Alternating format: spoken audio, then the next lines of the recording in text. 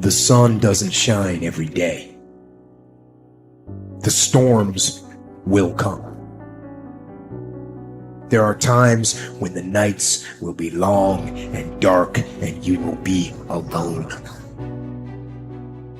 There will be times when the darkness seems to consume everything.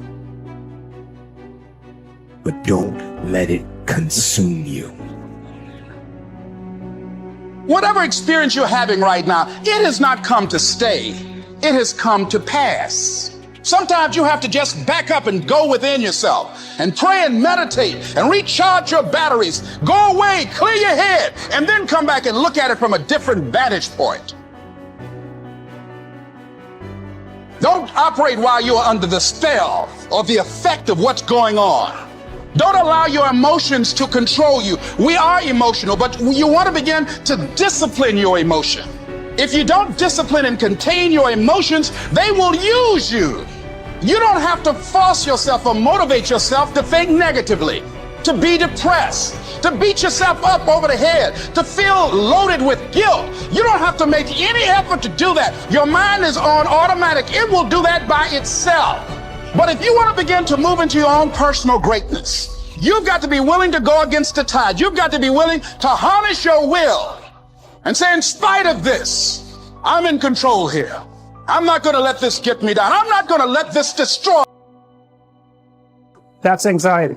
Stop. You're not where you think you are. Your map isn't producing the desired outcome. It's wrong. What should you do? You don't know. Stop. Because if you don't know where to go, there's no point going anywhere.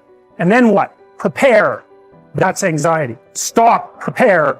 Well, people hate that because, well, for obvious reasons. Prepare. For what? Everything. Very, very demanding psychophysiologically. And that's also something that's really worth knowing. It's like anxiety isn't just a psychological state that's unpleasant. It's like you're revved up and you're burning resources like mad. And you're in a biochemical state such that that's optimized for quick action, but that's toxic if you inhabit it for any length of time.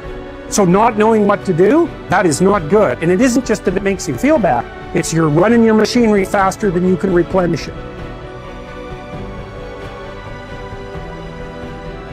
What man can you show me who places any value on his time, who reckons the worth of each day, who understands that he is dying daily?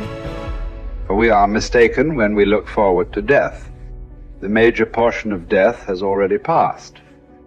Whatever years be behind us are in death's hands. We should not manifest surprise at any sort of condition into which we are born, and which should be lamented by no one, simply because it is equally ordained for all. Yes, I say equally ordained, for a man might have experienced even that which he has escaped. And an equal law consists not of that which all have experienced, but of that which is laid down for all. Be sure to prescribe for your mind this sense of equity. We should pay without complaint the tax of our mortality. If you're looking for certainty, the reality of suffering is certain. I mean, what do you accept as evidence above all else?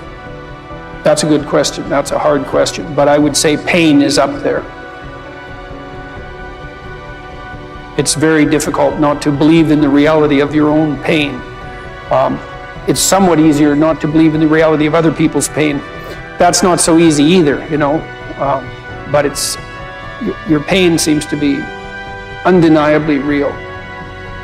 And so it does beg a question, which is, you know, if pain is undeniably real, is that which overcomes pain even more real? And I think that's, in some sense, that's the idea that lurks behind the idea of the resurrection.